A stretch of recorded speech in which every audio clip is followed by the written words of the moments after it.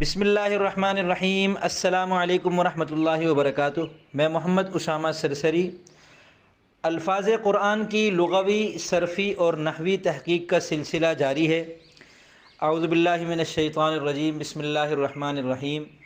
قل هو اللہ احد، اس آیت میں لفظ ہوا کا لغوی مطلب ہے وہ۔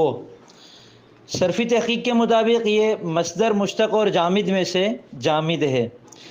نحوی تحقیق کے مطابق اسم، فعل اور حرف میں سے یہ اسم ہے، معرفہ اور نکرہ میں سے معرفہ ہے، پھر معرفہ کی 7 اقسام میں سے یہ ضمیر ہے، اور مذکر مؤنث میں سے مذکر ہے، واحد تثنیہ اور جمع میں سے واحد ہے، متمکن اور غیر متمکن میں سے یہ اس میں غیر متمکن ہے، اس کی 8 اقسام میں سے پہلی قسم ضمیر ہے، اور اسماء عاملہ میں سے یہ عامل معنوی ہے، کیونکہ یہ مبتدا ہے اور مبتدا اپنی خبر پر عمل کرتا ہے، اس کو رفع دے رہا ہوتا ہے، اور مرفوعات، منصوبات اور مجرورات میں سے یہ مرفوع ہے مبتدا ہونے کی وجہ سے۔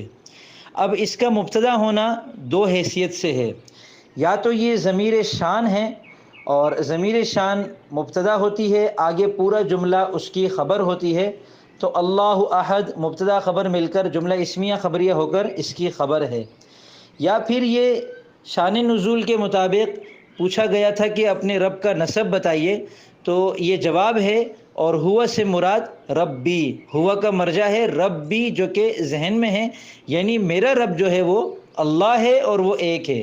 تو اس صورت میں ہوا مبتدا ہے، لفظ اللہ اس کی خبر اول ہے، اور لفظ احد اس کی خبر ثانی ہے، مبتدا اپنی دونوں خبروں سے مل کر جملہ اسمیہ خبریہ۔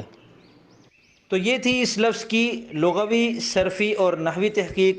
امید کرتا ہوں آپ کو یہ سلسلہ پسند آ رہا ہوگا۔ اس سلسلے کے اعتبار سے اور بھی کوئی مفید تجویز اگر آپ کے ذہن میں ہو تو وہ نیچے تبصرہ خانے میں دے سکتے ہیں۔